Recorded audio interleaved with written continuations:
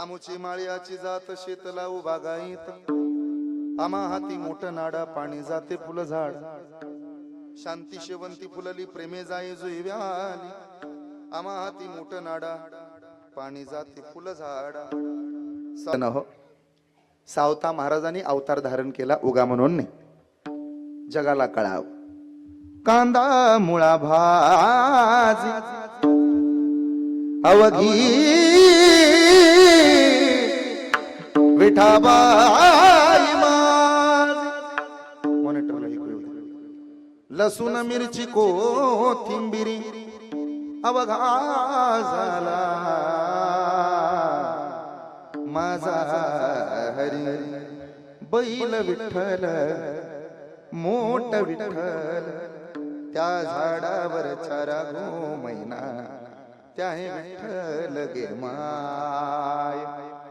हरी आला हाता मग कैची भय चिंता, हे जीवन ज्या साधून जगलं ना ते संत शिरोमणी सावता महाराज. आपण भाग्यवान आहात की संत शिरोमणी सावतोबांच्या 731व्या समाधी संजीवन सोहळ्याच्या निमित्तानं आज आपल्याला एकत्र येता आलंय. भविष्यामध्ये कदाचित निमगाव केतकी मध्ये जन्माला आलेला प्रत्येक नातू पंतू आजोबाला पंजोबाला विचारल, आजोबा काय बेटा तुम्ही 15 ऑगस्ट 1947 पाहिला का? म्हणे नाही. 26 जानेवारी 1950 पाहिला का? म्हणे ते पण नाही. म्हणे प्रजासत्ताक नाही पाहिला, तुम्ही स्वातंत्र्य दिन नाही पाहिला, मग आजोबा तुम्ही निमगावामध्ये राहून काय पाहिलंय? तेव्हा समोर बसणारी निमगाव केतकी मधली माणसं उत्तर देतील, सोन्या आम्ही स्वातंत्र्य दिन नाही पाहिला, आम्ही प्रजासत्ताक दिन या डोळ्यानं नाही पाहिला, पण आमच्या हयातीत झालेला निमगाव केतकीतला संत शिरोमणी सावता महाराजांच्या समाधी सोहळ्याचा त्रितपपूर्ती सोहळा या डोळ्यानं पाहिला, यापेक्षा भाग्य कोणता? आणि आमच्या हयातीत झालं ते. या या या डोळ्यानं पाहिला रे 36वा सप्ताह, या डोळ्यानं पाहिला. 82 साली सुरुवात झाली रे राजा. मुठमुठ घाऱ्या गोळा करून, त्या तांदूळ गोळा करून आम्ही सावता महाराजाची पुण्यतिथी सुरू केलेली का. शेर धान्य आणावं, मग इथं खीर बनवावी आणि मग महाप्रसाद असावा. काय मूर्तिमंत स्वरूप आलं. त्या समोर बसणाऱ्या लेकरांना तर माहिती नाही आपल्या आजोबानं पंजोबानं सावता महाराजाच्या पुण्यतिथीला सप्ताह व्हावा म्हणून काय काय केलं. माहितही नाही पोरांना. पोरग फक्त आता एवढंच म्हणतं आजोबाला, आजोबा काय अमुक अमुक बुवा लावा. अरे बुवा लावायचा नसतो, तो आणायचा असतो. त्याला काय माहित आहे कुठला बुवा कधी आणायचा, कुठल्या बुवाला कुठलं कीर्तन द्यायचं, फक्त ते तेवढं म्हणतंय त्याचं कीर्तन झालं पाहिजे. बरं कीर्तनकार आल्यावर बी त्यानं गप बसाव ना, ते चिट्ट्या देऊन म्हणतं मग महाराज इकडं बघून झालं पाहिजे.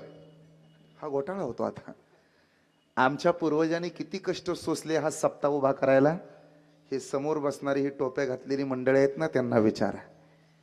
दिवसाची रात्र रात्रीचा दिवस केलाय. वाद झाले असतील, भांडणं झाले असतील, कमी जास्त झाला असेल, 19-20 झाला असेल, कोणी नाराज झाला असेल, रात्र गेले असेल एखाद्याची समजूत काढायला, आणि सप्ताह संपल्यानंतर रडारडी झाले असेल गळ्यात पडून. जरा आठवाभर मागचं वर्ष संपलं आणि सप्त्याचा काला झाला. ग्रामस्थांच्या डोळ्याला पाणी आलं होतं का नव्हतं फक्त सांगा. एखाद्या आयुष्यभर परमार्थ करणाऱ्या विनेकऱ्याला आपल्या गावातल्या सप्ताहात वैकुंठातलं बोलावणं यावं, यापेक्षा काय सप्त्याची उंची आहे? अजून काय केलं पाहिजे? आणि महाराष्ट्रात पहिल्या क्रमांकाला सप्ताह होतो अरण गावाला. आणि आता जाहीरपणानं सांगतो, तेवढ्याच ताकदीनं दुसऱ्या क्रमांकाला सप्ताह होतो निमगाव केतकीला. कुठं काटकसर नाही, कुठं भागव नाही, कुठं सरव नाही, इकडचं तिकडं तिकडचं तिकडं अजिबात नाही. अन्नदानही तितक्याच ताकदीचं, कीर्तनकारही तेवढ्याच ताकदीचे. लोकांना वाटतं कीर्तनकार वजनदार असावा, पण 2-2 चोपदार साथीला दिलेत. माझा चोपदार वजनदार आहे आज. काय ताकदीचा चोपदार आहे. असे सगळे गोड टाळकरी तर एक एकावनी बळी रे. किती चांगले गायकन वादकन विनेकरी तर किती जवान आहेत. अजून मिशी सुद्धा फुटली नाही विनेकऱ्याला. किती चांगलं वातावरण आहे. गोड पेटी मास्तर तेवढेच गोड, पकवाजे तेवढेच गोड, बसलेले तेवढेच सुंदर. काय एक मिळत नाही लोकांना. इथं माणसं शिल्लक राहायला लागली. सगळं जिथलं तिथं, कुठं काटकसर नाही, कुठं भागव नाही. थोडक्यात सांगू का, श्रीमंत बापाच्या एकुलते एका पुरीचं लग्न असावं आणि त्यानं जसं कुठं मागं पुढं बघू नये खर्च आला, तसं आज गाव एका आईच्या लेकराप्रमाणे एकत्र आले, मोठ्या ताकदीनं सप्ताह सुरू केला. हे लक्षात ठेवा. हे कुणाचंही काम नाही. याला खरं श्रीमंती म्हणतात, शाला खरा परमार्थ म्हणतात. आणि जरा खऱ्या श्रीमंताची व्याख्या पाठ करून ठेवा, थोडं ताट बसा.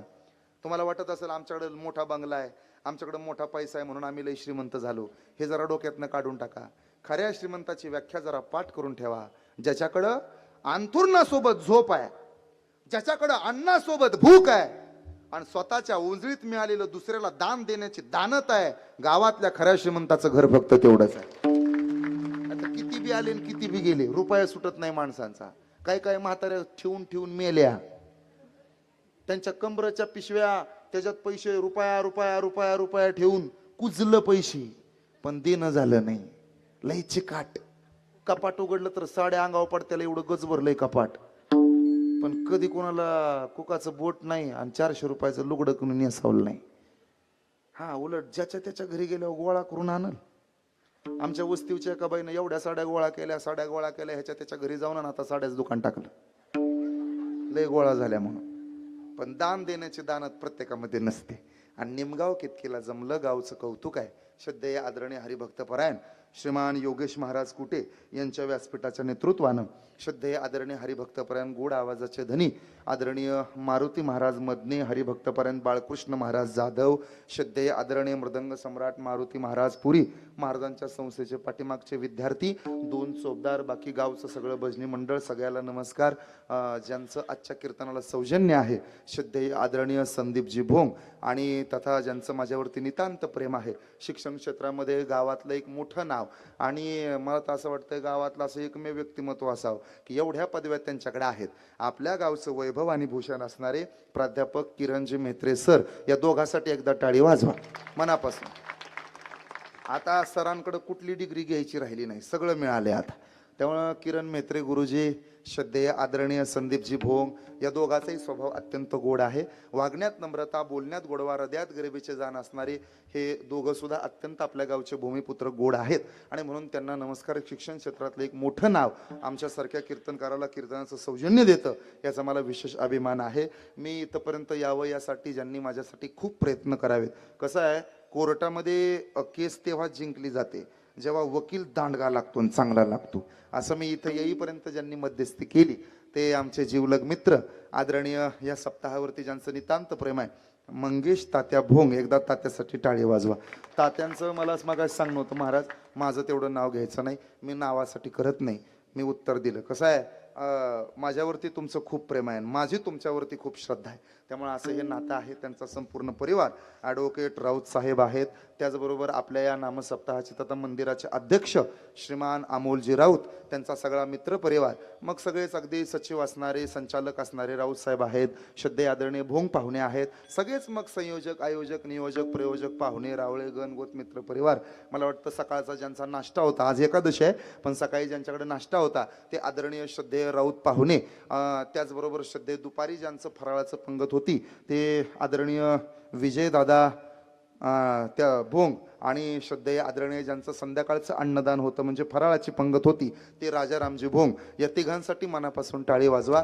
अन्नदाते, आणि हे अन्नदाते फक्त 3 दिवसासाठीच नाही, सगळेच तनानं मनानं धनानं सहकार्य करणारी मंडळी, सगळे संयोजक, आयोजक, नियोजक, प्रयोजक, पाहुणे, रावळे, गणगोत, मित्र परिवार, सर्व सामाजिक, आर्थिक, राजकीय, शैक्षणिक, आध्यात्मिक क्षेत्रातील उपस्थित मान्यवर, सर्व चित्रकार, पत्रकार, शिल्पकार, मूर्तिकार, गीतकार, कीर्तनकार, कथाकार, श्रीमद भागवत कथाकार, रती महारथी, आचार्य, प्राचार्य दोन्ही, अगदी पेटी मास्तर, मृदंगाचार्य दोन्ही, गायनाचार्य, काल होते ते आज आहेत ते परत उद्या असणार आहेत, ते दररोज येतात ते कधीच येत नसतात, ते पुढे सरून बसले ते पाठीमागं बसले, ते उजेडात बसलेले, अंधारात बसलेले, कुबड काढून बसले, ते पाठीचा कानात ताट ठेवून बसले, ते स्वतःहून आलेले, बोलवून आणलेले, येत नसले तरी ओढून आणलेले, पाय खाली सोडून दिलेले, पाय वर घेऊन बसलेले, टाळं वाजवत असतात ते वाजवत नसतात, ते असं हाताची घडी घालून उभा राहिले, ते हात खाली सोडून दिलेले, येताना रिकामा पायानं आलेले, जाताना दुसऱ्याच्या नव्या चपल्या नेतात, ते वर्गणी देतात, ते दुसऱ्याला देऊ देत नसतात, ते आणि किती बी चांगलं कीर्तन केलं तरी अखिल भारतीय मापकाठी संघटनेचे अध्यक्ष उपाध्यक्ष राहतात, ते अशा सगळ्याच्या पायावरती एकदाच नतमस्तक होतो आणि माझ्या निवडलेल्या मंगला सुरुवात. विठ्ठल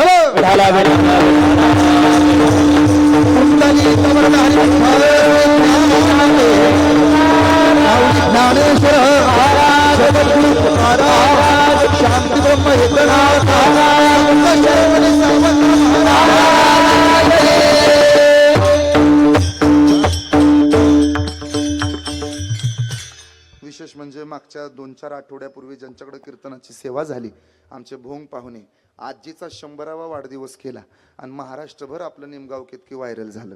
आणि विशेष ज्यांचं नाव घेतलं पाहिजे, खूप सुंदर, एवढं मोठं पटांगण, एवढं मोठं स्टेज, एवढे मोठे रती महारथी आणि चांगले चांगले कीर्तनकार या स्टेजवर येत आहेत. पण आमच्या कंठातून बाहेर पडणारा आमचा आवाज तुमच्या कानापर्यंत सुमधुर पद्धतीनं पोहोचवणारे नितीन साऊंड सिस्टम, एकदा त्यांच्यासाठी टाळी वाजवा. खूप गोड, स्पष्ट, जिथल्या तिथं चढ उतार नाही, वाढवा बी म्हणावं लागन आणि कमी बी करावं लागन. आता काय कीर्तनात गेल्यावर ये रे ते मग एक दुःखाची जनते असते, हे सुखाची जनते, असं सगळं आनंदी आनंदी घडे. आणि जिकडे तिकडे चोहीकडे माझ्याबरोबर आलेले युवा उद्योजक आणि माझे जीवलग मित्र आदरणीय सागर जे माझ्या समोर बसलेत, गोरे, अगदी माझे ते जीवलग मित्र आहेत आणि माझे नावकरी सुद्धा आहेत. माझा पुतण्या सुद्धा माझ्या सोबत आलाय. अशी सगळी मंडळी आहेत, आमचा स्वप्नील दादा वगैरे. कान फक्त थोडे माझ्याकडे असू द्या, इकडं तिकडं बघू नका. ना तर गंगे आली का, ठके आली का, बकुळे आली का, अजिबात पाहायचं नाही. काय बघायचं ते मलाच बघून घ्यायचं. थोडा पाठीचा काना ताट, कीर्तनात लक्ष माझ्याकडे असलं पाहिजे. ज्ञानाची कमतरता पडली तेव्हा ज्या साधूने अवतार घेतला त्या साधूचं नाव ज्ञानेश्वर महाराज. वैराग्याची कमतरता जगाला भासली तेव्हा ज्या साधूने देहूमध्ये अवतार घेतला त्या साधूचं नाव तुकाराम महाराज.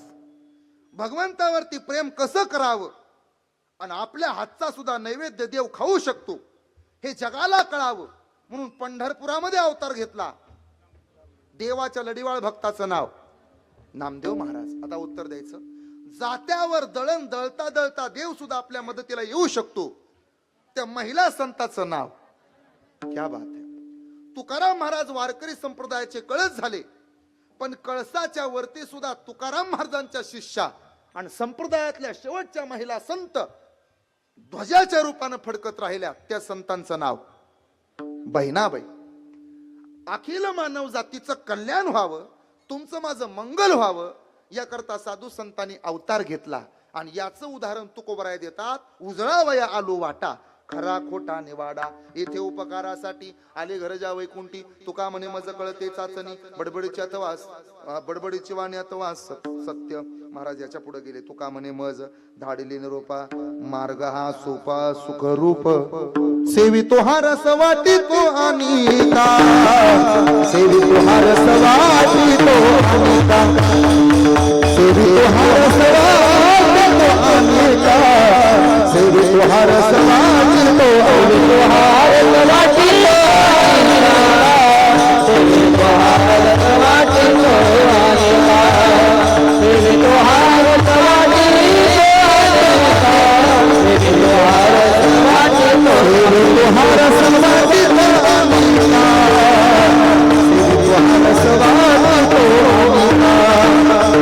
सेवितो हा रस वाटितो अनिता, सेवितो हा रस वाटितो अनिता, सेवितो हा रस वाटितो अनिता, वाटितो अनिता, सेवितो हा रस वाटितो अनिता, सेवितो हा रस वाटितो अनिता, सेवितो हा रस वाटितो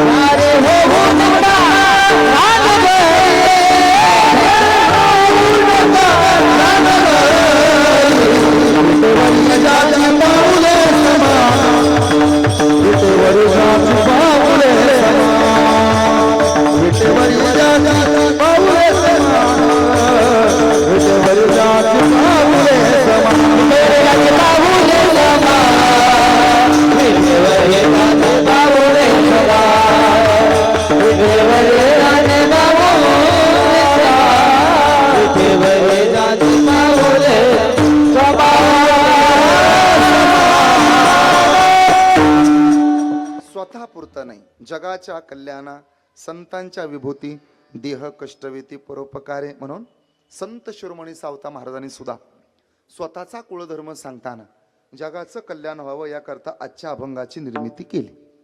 मुळात असा कोण आहे हो की ज्यानं आज कीर्तनाच्या सेवेला घेतलेला अभंग ऐकलाच नाही. आमोची माळ्याची जात, कमीत कमी माळ्याच्या वंशात जन्माला आलेल्यानं तरी आजचा अभंग पाठ केला असेल. नसल पाठ कानपाट तरी असेल, कुठेतरी ऐकलं तरी असेल. आमूची माळियाची जात शेतलाऊ बागायत. लोक म्हटले महाराज, वारकऱ्यानं साधूनं संतानं जातीच्या पलीकडे जायचं असतं आणि तुम्ही जातीमध्ये अडकून ठेवता होय साधूला, असं का? असं नाही. काल मला एक जण भेटले होते, म्हणे महाराज असं का संतांना जातीमध्ये का अडकवता? सावता महाराजाच्या पुढे सावता माळी का लावता? गोरोबा काकाच्या समोर गोरा कुंभार का लावता? आता याची उत्तर आमच्यापेक्षा संतोषजी चांगली देतील. हे दररोज समाजाचं काम करतात फिरतात, त्यांना कल्पना आहे. आता उत्तर देतो आम्ही. असं आहे, प्रत्येकाला स्वतःच्या जातीचा अभिमान असतो, पण संतांना स्वाभिमान असतो. मला पुढे जाऊन सांगायचंय, या जगामध्ये अवतार घेतल्यानंतर साधूमुळे त्या जातीला महत्व प्राप्त झालं. मुळात जातीला महत्व प्राप्त व्हावं याकरता साधू संतांनी त्या जातीमध्ये अवतार घेतला असावा. तानाजी दादा, कारण सांगतो तुम्हाला, कोण्या जातीमुळे संत मोठा होत नाही, संतामुळे जात मोठी होते. कोण्या गावामुळे माणूस मोठा होत नाही, माणसामुळे गाव मोठं होतं. कोण्या तालुक्यामुळे एखादा माणूस मोठा होत नाही, माणसामुळे तालुका मोठा होतो. हे लक्षात ठेवा. कोण्या धर्मामुळे माणूस मोठा होत नाही, मग मनुष्य ज्या धर्मात जन्माला आला त्याच्या कर्तृत्वानं तो धर्म मोठा होतो. नाहीतर गोरोबा काकाला कुंभाराच्या जातीतनं वजा करा, काय राहतं समाजात? सेना महाराजांना नाभिक जातीतनं वजा करा, काय राहतं समाजात? जगद्गुरु तुकाराम महाराजांना मराठा समाजातनं कुणबी समाजातनं वजा करा, काय राहतं समाजात? सद्गुरु संत बाळूमामांना धनगर समाजातनं वजा करा, तुम्हाला पोकळी तयार झालेली दिसत. जाती धर्माला महत्व प्राप्त व्हावं, त्या जातीत जन्माला आलेल्या लोकांना आपल्या जातीत जन्माला आलो याचा स्वाभिमान वाटावा म्हणून सकल संतांनी त्या जातीमध्ये अवतार घेतला. जातीचं भांडवल करण्यासाठी नाही. नाहीतर संत तुकाराम महाराजांचं प्रमाण आहे, निर्णय तो ऐसा वेद शास्त्री, निर्णय तो ऐसा वेद शास्त्री, निर्णय तो ऐसा वेद शास्त्री, निर्णय तो ऐसा वेद शास्त्री.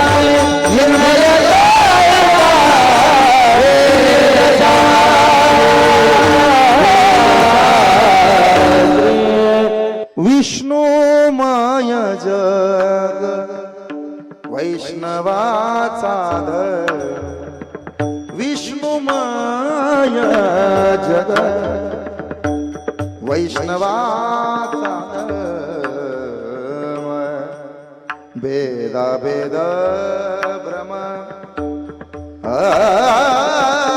मंगळ आई काजी तुम्ही भक्त भागवत. जाती जातीमध्ये अंतर पाडण्याचं काम संतांनी केलं नाही. क्षमा मागतो.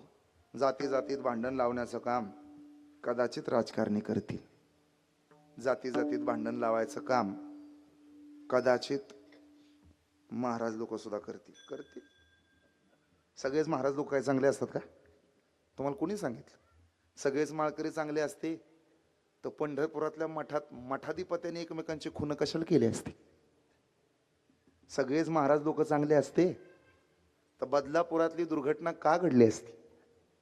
सगळेच महाराज लोक चांगले असते तर लातूरचा सप्ताह कशाला एवढा व्हायरल झाला असता? माहित ना? पण साधू संतांनी सकल जाती धर्माच्या पलीकडे काम केलंय. मग आजच्या अभंगात सावता महाराज आमूची माळीयाची जात असं का म्हणतात, काय कारण आहे, याचा अर्थ शब्दशः नाही घ्यायचा. मग स्वतःचा कुळधर्म सांगितला. कशावरून सांगता, जसं तुमच्याकडे मंत्रिमंडळ असतं तसं आमच्याकडे एक मंत्रिमंडळ आहे. तुमच्याकडे मुख्यमंत्री आहेत, आमच्याकडे आहेत. तुमच्याकडे सार्वजनिक बांधकाम मंत्री आमच्याकडे पण आहेत.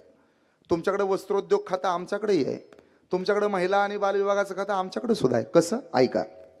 वारकरी संप्रदायातले मुख्यमंत्री आहेत ज्ञानेश्वर महाराज. वारकरी संप्रदायातले अर्थमंत्री आहेत नामदेव महाराज. वारकरी संप्रदायातले बांधकामाचे अर्थात सार्वजनिक बांधकाम मंत्री पद दिले गोरोबा काकाला. वारकरी संप्रदायाचं सांस्कृतिक विभागाचं खातं दिले संत शिरोमणी सेना महाराजाला. वारकरी संप्रदायाचं महिला आणि बाल विभागाचं खातं दिलंय आम्ही जनाबाईला. ऐकताय ना. आणि वारकरी संप्रदायातलं कृषी मंत्र्याचं खातं आम्ही देऊन टाकलंय संत शिरोमणी सावता महाराजाला. हे सगळं वाटून घेतलं तेव्हा.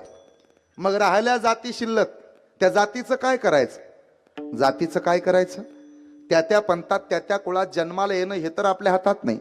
कोण्या जातीत, कोण्या धर्मात, कोण्या आडनावात, कोण्या घरात, कोण्या गावात जन्माला येणं हे चोपदाराच्या तरी हातात आहे का.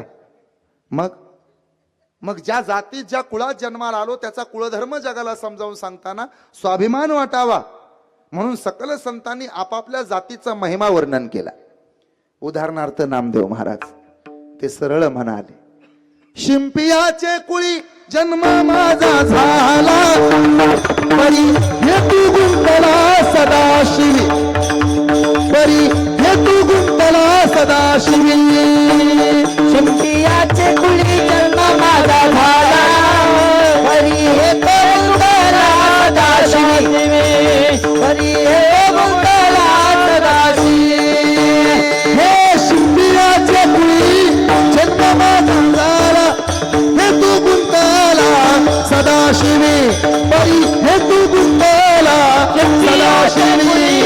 जन्म माझा झाला, परी हेतू गुंतला सदाशिवी, परी हेतू गुंतला सदाशिवी, सदाशिवी. दिवसा माझी शिवी, रात्री माझी शिवी, अरानुक नाही मज जीवी. शिवी म्हणजे आपण देतो ती नाही. दिवसा माझी शिवी, टाके घालणं, कपडे शिवणं. रात्री माझी शिवी, अरानुक नाही मज जीवी. जुन्या काळात आयते कपडे मिळत नव्हते, रेडीमेड कापड नव्हती. जुन्या काळामध्ये फाडलेलं कापड घ्यावं लागायचं. मग ते कापड आणायचं, मग ते टेलरकडे द्यायचं, मग शिंपी ते शिवून देत होता आणि मग ते बरोबर फिट कपडे बसायचे. आता रेडीमेड कापड आहे तो काही नाही. हे बघा, हे शूटिंग करतात आणि बरोबर दुसरे हाय असं रेडीमेड दुसऱ्या दुकानात जाऊन सांगतात हे असं असं रेडीमेड. तुम्ही बी सगळं कीर्तन टाका, अर्ध वगैरे टाकू नका, तुकडं बिकडं करू नका. ते ओम साई क्रिएशन नावाचा यूट्यूब चॅनल आहे, त्याच्याशिवाय मी कुणाला शूटिंग करून देत नाही. आता हे ओघ सगळे पाहुणे रावळे गणगोत मित्र परिवारात आहेत, नाही तर कॅमेरा म्हणलं की मला भ्या वाटतंय. आता लाईव्ह आहे का, मग तो डबल भ्या वाटायला लागले. आता तेवढं त्याला दाखवून टाका काय टाकायचंय ते. दिवसा माझी शिवी, रात्र माझी शिवी, अरानुक नाही मज जीवी. नामदेव महाराज. लोकाच्या प्रपंचामध्ये लोकांना कपडे शिवून देणं हा नामदेव महाराजाचा धर्म होता, कुळधर्म. काय काळ आला नामदेव महाराजावर. असं आहे, दुकान टेलरिंगचं, लोकांचे कपडे शिवून द्यायचे. तुम्हाला कल्पना असावी, सगळ्यात जास्त उधाऱ्या तर त्याच्याकडेच असतात. कपडे शिवून नेतात लोक, पैसेच देत नाहीत. नामदेव महाराजांवर एवढी वेळ विचित्र आली. महाराजांचं कीर्तन पंढरपुरात रंगलं. घरी खायला अन्न नाही, प्यायला पाणी नाही. गोनाई राजाई सासू सोना होत्या, काय खावं, घरात अन्न नाही. राजाईनं रोज शिव्या घालाव्या विठोबाला. काय रे पांडुरंगाला, का वरून पण काळा, आतून पण काळाले का? असं कुठं असतं का? नवऱ्याला वेळ लावलं तुझं? बरं लोकांचे कपडे शिवून दे ना, हा शिंप्याच्या कुळाचा धर्म आहे. आणि नवऱ्यावर परिस्थिती आली, राहतो कीर्तनाला उभा तर अंगावर कापड नाहीत. आता सध्या जो नामदेव महाराजांचा फोटो तुमच्या माझ्या घरामध्ये असतो ना, तसे नामदेव महाराज नव्हतेच मुळी. काय गरिबी आली, महाराजांचा अभंग आलाय. महाराज दिसत कसे होते? वर्णन आलं. सुंभाचा करतोडा, रक्त्याची लंगोटी, नामा वाळवंती कीर्तन करी. सुंभाचा करतोडा, नारळाची केसर आणायची, ते केसर विणायची आणि ते पिळून पिळून त्याच्यापासून सुंभ बनवायचा आणि त्याचा करदोटा.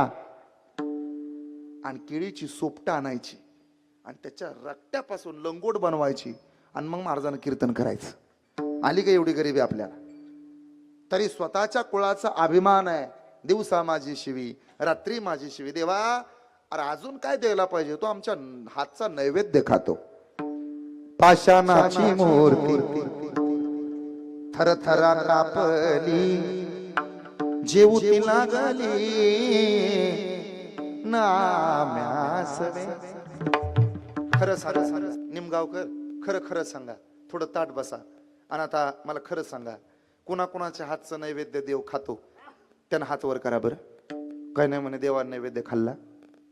बरं जाऊ द्या माझ्या आयानो, तुमच्या लेकरानं खरंच देवाला नैवेद्य खायला घातला ना? अहो घातलं असतं खायला, पण गोनाईनं नामदेवाला सांगितलं, नामा सण दिवाळीचा आला, नामा रावळासी गेला. ए नामा जा रे, देवाला घरी घेऊन या, दिवाळीचा सण आहे. अरे तुला मी आंघोळ घालते, त्याला कोण आंघोळ घालायचं? नामदेव महाराज गेले देवाला, म्हणले पांडुरंगा आईनं बोलवलंय चल. देव पण लगेच विटेवरनं खाली उतरला, नामदेव महाराजाच्या घरी आला. काय भाग्यवान असेल नामदेव महाराजांची माय. गोनाईनं जगाच्या बापाला पाटावर बसवलं, उभा नाही केलं. जगाच्या बापाला, हे शिंप्याच्या कुळातलं सांगतोय मी, पाटावर बसवलं. आणि पाटावर बसून देवाला म्हणते गोनाई, नामा अरे कुणी टाळू भरली का नाही तुझी? दोन दोन आयाला का मोकळ्यात?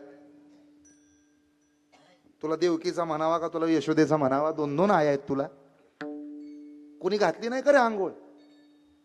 त्यानं उत्तर दिलं, माय अगं लहान होतो तेव्हा मला गोकुळात म्हणले हा अभागे. अगं जन्माला आलो, तिसऱ्या दिवशी पुतना मावशी मला मारायला आली. काय माझ्या मागं संकट लागली बघ ना. तिसऱ्या दिवशी पुतना मावशी आली. पुतना माहितीये का तुम्हाला? चौदार तुम्हाला माहितीये का पुतना? इथं पलीकडे राहते ती. झगामागान मला बघा, पुतनाच असते ती. नुसती मेकअप करते डझनभर मुलखाचा. ती पुतना होती. बर पुढे रे गोनाई, कशी तरी पुतना गेली, निसटलो बघ. तर तो शकटासूर आला. गोनाई अगं रांगायला लागलो, तो उकळायला बांधला. गोनाई अगं थोडं अंगणात आलो आणि चार दोन मित्र कसे जमवले, तर लोक मला म्हणाली मक्खन चोरायतो, चोऱ्या करतो, धरा त्याला.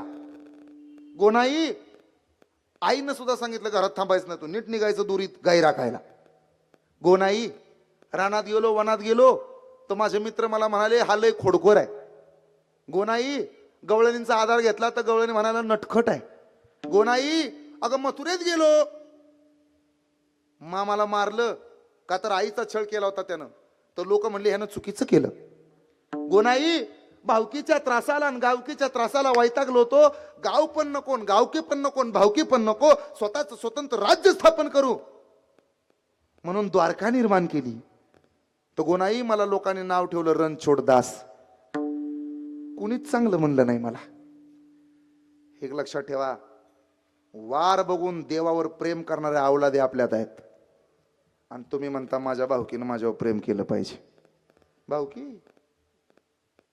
रामाच्या मागं नाही, लक्ष्मणाच्या मागं नाही, अर्जुनाच्या मागं नाही, पांडवाच्या मागं नाही, कृष्णाच्या मागं नाही, बारामती कराच्या मागं नाही, बोराटी महाराजाच्या मागं नाही. तुमच्या माझ्या माग काय येणार आहे? कशाला गुणगान गाता आणि कशाला अपेक्षा करता? इथं महिना बदलला तरी देव बदलला जातो. जेवढं प्रेम चैत्रामध्ये रामावर केलं जातं तेवढं श्रावणामध्ये केलं जातं का? जेवढं प्रेम श्रावणात कृष्णावर केलं जातं तेवढंच प्रेम भाद्रपदात केलं जातं का? जेवढं प्रेम भाद्रपदामध्ये गणपती बाप्पावर केलं जातं तेवढंच प्रेम मार्गशीर्ष महिन्यामध्ये केलं जातं का? मार्गशीर्ष महिन्यामध्ये गुरुवारी कोण येते? बरोबर, पप्याची मावशी येते घरी. आणि काय तिचे लाड आणि काय तिचे वज तुमच्याकडे असतं का? ते आटपाट नगर होतं, तिथे एक राजा होता. असतं ना तुमच्याकडे? आटपाट नगर होतं, तिथे एक राजा होता. राजाचं नाव होतं भद्रश्वा. बर, ती बाई कथा वाचते ना, तर तिचं लक्ष मधने महाराज संपूर्ण कथेवर नसतं. निम्म लक्ष किचनवर, गॅसवर ठेवलेल्या दुधावर, पातेल्यावर. निम्म लक्ष दारात शेंगदाणे फोडत, ते शेंगा फोडत बसलेल्या सासूवर. आणि निम्म लक्ष पाप्या कुठं बसलाय त्याच्यावर. आणि मग कथा चालू होते त्याची. नीट बस रे, अय पप्या, पप्या हो, मला कथा वाचायची. नीट बस, ताट बस, हाताची घडी घाल. हा, आटपाट नगर होतं, तिथे एक राजा होता. राजाचं नाव होतं भद्रेश्वरा. राणीचं नाव होतं सुरजचंद्रिका. या दोघांना एक मुलगी होती, तिचं नाव होतं शांबाला. सुरजचंद्रिका दिसायला खूप सुंदर होती, पण थोरा मोठ्यांना उलट बोलत होती. एके दिवशी देवीला वाटलं राणीला मागच्या जन्माची आठवण देऊन पाहावी. फाटकं लोट घातलं, काठी घेतली टेकायला. काठी टेकत नेमगावात आली. आता बाई कुत्रा हाना किचन मध्ये जाईल. काठी टेकत नेमगावात आली. नीट बस, काठी टेकत नेमगावात आली. नेमगावात आल्यानंतर दासीने पाहिलं. दासीने विचारलं, कोण ग तू थेरडे, इथं कशाला आली? राणी साहेबांना पाहिलं तर मला सोडतील त्या. पप्या मोबाईलचा जाळ कर. राणी साहेबांनी पाहिलं तर मला सोडतील त्या. तुझी राणी मागच्या जन्मी दासी होती, पण थोरा मोठ्यानं उलट बोलायला लागली. गर्वानं ताटली. देवीला विसरली, मागच्या जन्मी दासी होती. एका दिवशी शेतामध्ये गेल्यानंतर काही सुवासिनी त्या तिकडे महालक्ष्मी व्रत करत होत्या. तिला त्या सुवासिनीने विचारलं, जे व्रत तुम्ही करताय ते तुम्हाला सांगाल का? उतणार नाही, मातणार नाही. घेतला वसा. परिणाम गेले विसरून खऱ्या देवा. गेले विसरून खऱ्या देवा. गेले विसरून खऱ्या देवा.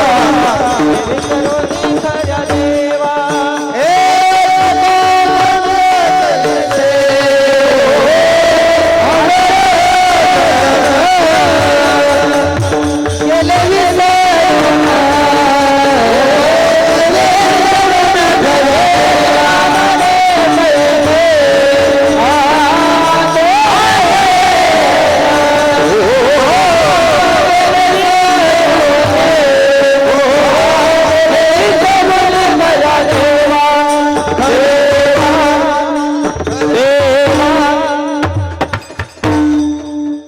बदलला तर देव बदलतात माणसं. कोण करतात त्या देवावर प्रेम? गोनाईनं कृष्णाला जवळ घेतला, विठोबाला. पाटावरून खाली उतरला. गोनाई, कशाला ग उतरवलं? थांब देवा. जगाचा मालक, ब्रह्मांड नायक नामदेव महाराजांची आई समोर, नामदेव महाराज पाठीमाग. तुम्हाला जर लेकरू असेल तर तुम्हाला कल्पना आहे, दुसऱ्याचं लेकरू आईनं जवळ घेतलं की तुमच्या लेकराला राग येतो का? बरं वाटतं? खरं खरं सांगा, तुम्हाला तुमच्या लेकराची शपथ आहे, राग येतो का नाही? नामदेव महाराजाला राग आला. और देवाला जवळ घेतलंय गोनाईनं. आणि गोनाईनं कमरेला खोवलेला पदर उपसला. हा, ऐका, पदर माहिती आहे ना तुम्हाला? पदर काना मात्रा वेलांटी उकार नाही पदर या शब्दाला. मीच नेहमी सांगतो, जगात कोणालाही कमी समजायचं, आईच्या पदराला कधी कमी समजायचं नाही. आईचा पदर उन्हात चालताना छत्री होतो, रडताना रुमाल होतो, आणि रात्री आईच्या कुशीत झोपी जाताना तो पदरच सोन्याची चादर होतो. एवढं ऐश्वर्य नुसत्या पदरात आहे. आईचं प्रेम किती मोठं असेल. तिनं पदर काढला आणि विठोबाला जवळ घेतलं. पदर माथ्याचा काढिला बाळ नंदाचा कुशीला. बाळ नंदाचा कुशीला. बाळ नंदाचा कुशीला. शिंप्याच्या जातीत जन्माला आली, पण जगाच्या मालकाचं डोकं पुसण्याचं सामर्थ्य देवाच्या आईमध्ये नव्हतं, पण नामदेव महाराजांच्या आईमध्ये ते सामर्थ्य होतं. म्हणून माणूस कोण्या जातीत जन्माला आला याच्यावरून तो मनुष्य मोठा होत नाही, त्याच्या कर्तृत्वावरून समाज मोठा होतो. उदाहरण दुसरं. दिवस सकाळचा, सूर्य पूर्वेला उगवला, पाखरं घरट्यातनं जागी झाली, लेकरं आईजवळ होती. सूर्याची किरणं अंगणात पडली आणि संतश्रेष्ठ गोरोबा काका चिखल तोडवत होते.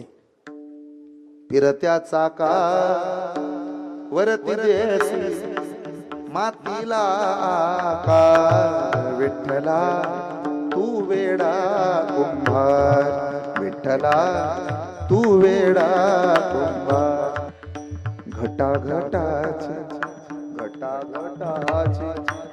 रूप आगळी प्रत्येकाचे दैव वेगळे तुझ्या विना ते कोणा न कळे मला काय लागते ते तुझ्या विना ते कोणा न कळे मुखी कुणाच्या पडते लोणी कुणा मुखी अंगार तू वेडा कुंभार विठ्ठला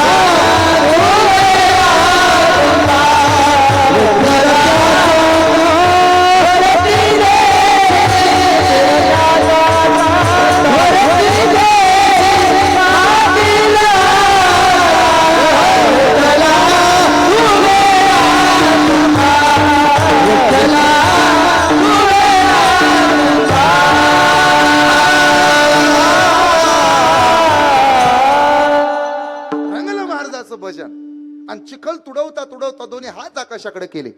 संतीनं लेकरू आणलं अवघ्या 7-8 महिन्याचं बाळ नुकतंच रंगायला लागलेलं. त्यानं त्याचा बाप पाहिला. खरं सांगा लहान लेकराला बघितल्यानंतर महाराजांनी भजन थांबवायला पाहिजे होते की नाही. गोरोबागाचं भजन थांबलं नाही. लेकराला खाली सोडलं आणि गोनाईनं आवाज संतीनं आवाज दिला महाराज पाणी आणायला चालले बरं. जुन्या काळात बायांकडे पाणी भरायचं काम होतं. आता जुन्या काळात त्या म्हणायच्या पाण्याला जाते पाणी घेऊन येते. आता आपल्याकडे काम आलंय ते नळाला नळी लावायची आणि हाड्यात नेऊन सोडायचे. जुन्या काळामध्ये यांच्याकडे दळण दळायचं होतं. आज सकाळी 1.5 पायलीचं दळण दळलं मी सुद्धा. खरं सांगतो तुम्हाला ताकाला जाऊन गाडगं कशाला लपवा. आम्ही सुद्धा संसारिक आहे ना. माझंही झालंय. मै भी शादीशुदा हो. हे तिथं असतंच ते जिथल्या तिथं असतं. तुम्हाला वाटलं काय जुन्या काळात आणि आताच्या काळात फरक झाला नाही? जरूर झालाय. पूर्वी सगळ्या जोड्या स्वर्गात जुळत होत्या. आता 50% वर्गात जुळायला लागल्या. घोटाळा झाला सगळं संपलं. आता ताणच राहील नाही. पूर्वी पोरं जायची पोरीला पाहायला मग बसायला पाठ हळदी कुंकू वगैरे वगैरे. आता उलट झालंय. दीदी तुमच्या काळात लय भारी होणार आहे. जेव्हा तुम्ही लग्नाला येणार की नाही तुम्ही समोर बसणाऱ्या 1 डझन भर आहेत त्याने ऐका. तुम्ही जेव्हा तरुण व्हाल लग्नाला याल ना तेव्हा तुम्ही जाणार नवरदेवाच्या घरी. मग नवरदेवाला बसायला पाठ. मग नवरदेव पाठावर बसणार. मग तू विचारणार नवरदेवाला नाव सांग रे. मग ते नाव सांगणार. शिक्षण आवड छंद कीर्तन भजन आवडतं का? निक दुरीत. असं होणार. थोडं थांबा तुम्ही आता. मग मला सांगायचंय गोरोबा काकाचं काम. ते पाणी आणायचं काम संतीकडं आणि आणलेलं पाणी आळ्यात वतायचं माती तुडवायचे काम गोरोबा काकाकडं. म्हणजे जुन्या काळात नवऱ्याला मदत करू लागत होती ती बायको. खूप खूप वर्षापूर्वी. खूप खूप. आता नाही. आता होय जय देव जय माझे बायको. जुन्या काळात बिचारा काम करू लागायचे. आता काय नाही. आता तुम्ही फक्त तिला घरी गेल्यावर म्हणा पाणी आण ग. ती म्हणते तुम्ही पण प्या. असं तोंडपाठ अभ्यास आहे. मग गोरोबा काकाने चिखल तुडवायला चालू केला. लेकरू समोर सोडलेलं रांगत रांगत रांगत रांगत रांगत आलं. कुळधर्म सांगतो हा.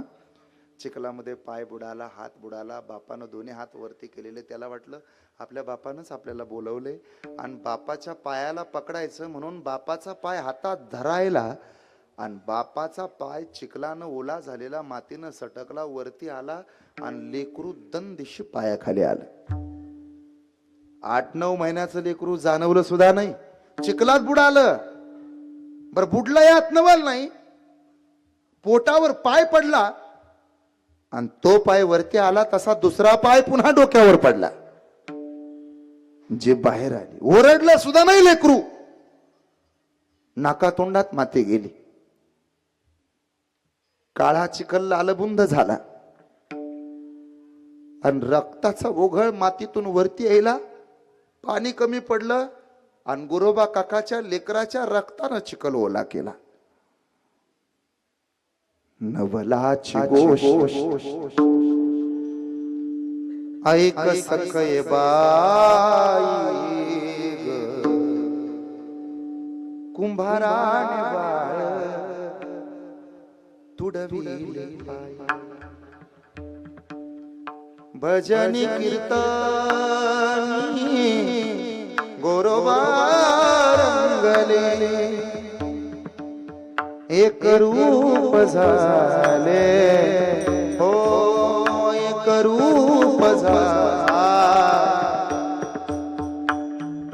विठोबा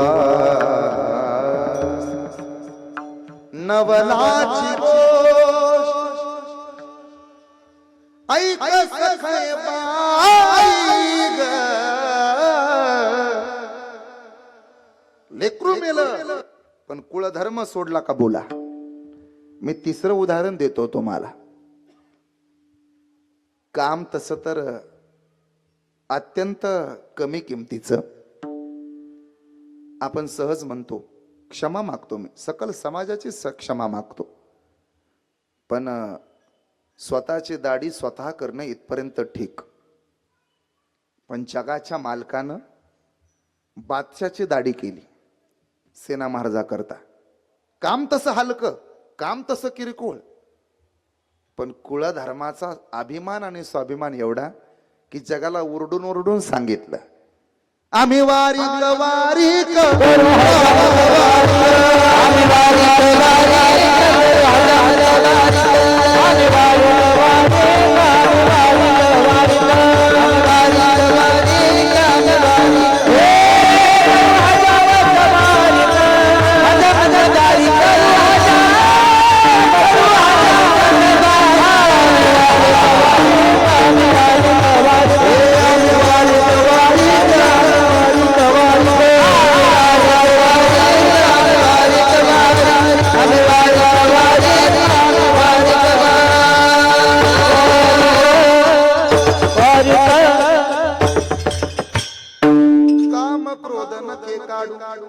अहंकाराचा बगला झाडू. आम्ही वारीक वारीक करू अजामत वारीक. सगळ्याला वाटतं आपण सुंदर दिसावं, आणि नाभिक समाजातल्या प्रत्येक कारागिराला वाटतं दुसरा सुंदर दिसावा. हे लक्षात ठेवा. आणि मग स्वतःच्या कुळाचा अभिमान.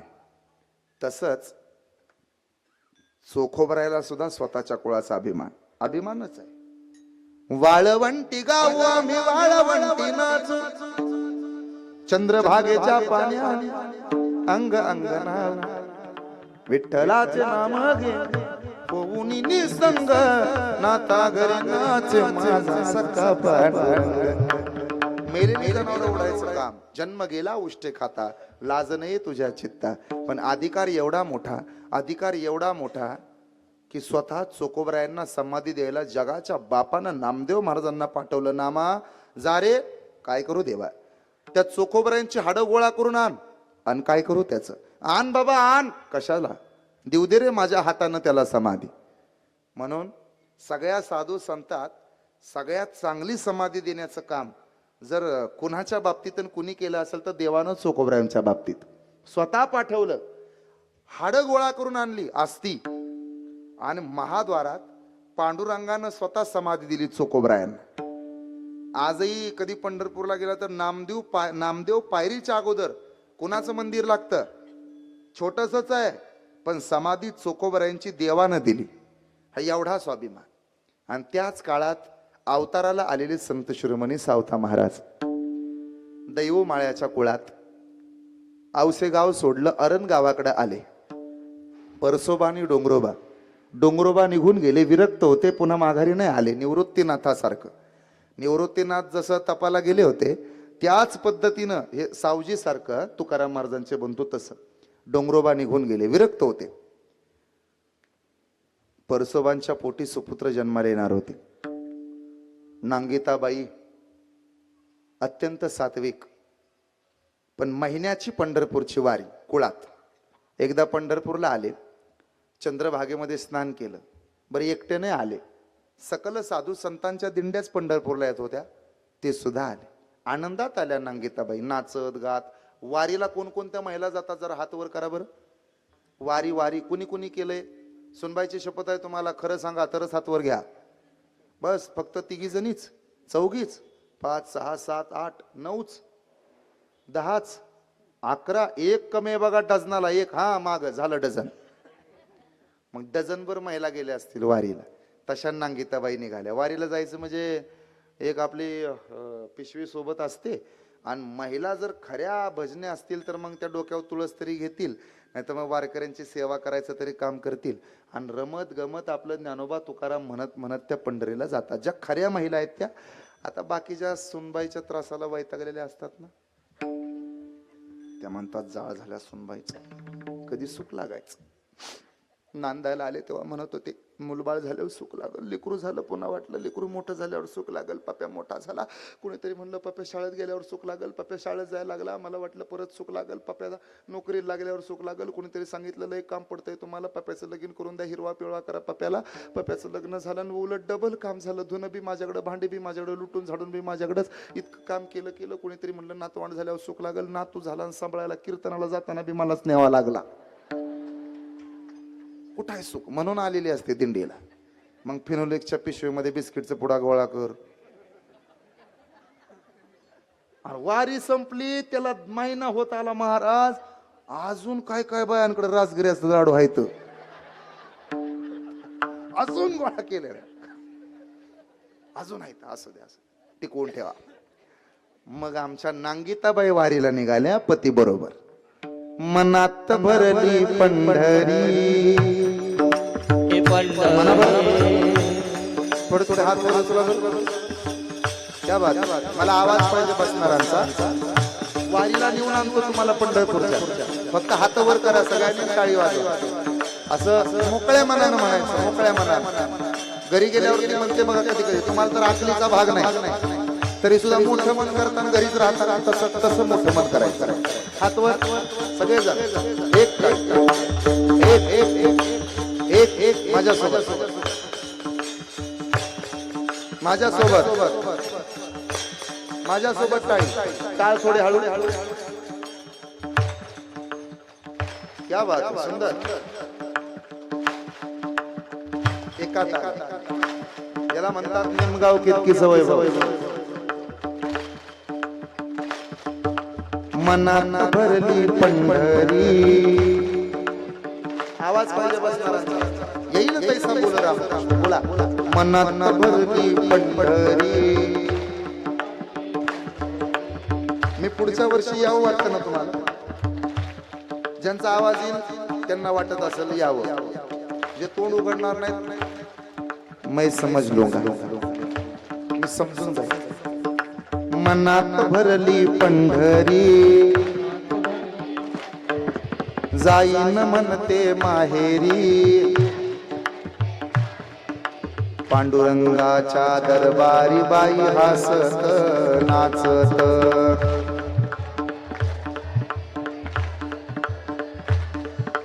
पांडुरंगाचा दरबार, संत मिळाले अपार. सावतोबाचा दरबार, संत मिळाले अपार. हरिनामाचा गजर बाई हसत नाचत. म्हणारे चंद्रभागेचं वाळवंट, तेच आमचं वैकुंठ. आनंद भरला घनदाट बाई हसत नाचत.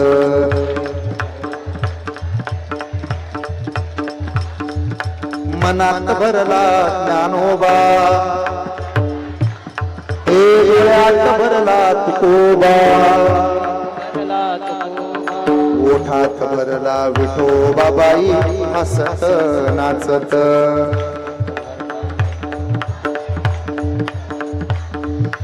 आपण सगळे जाऊया गोपाळपूर पाहूया हरिच्याला ह्या धावूया बाई हसत नाचत. हे पूर्वी पंढरी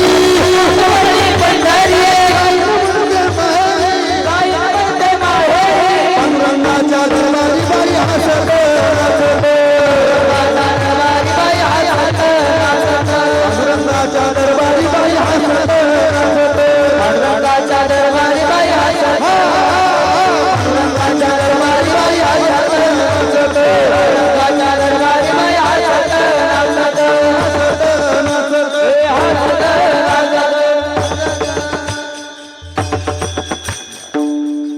वंशाला दिवा पाहिजे म्हणजे आपलं तुझं चालू राहील. पुत्र भावा ऐसा गुंडा त्याचा तीही लोकी झेंडा. देव म्हणला ओके डन, काही काळजी करू नका, होईल तुमच्या मनासारखं, चिंताच करू नका.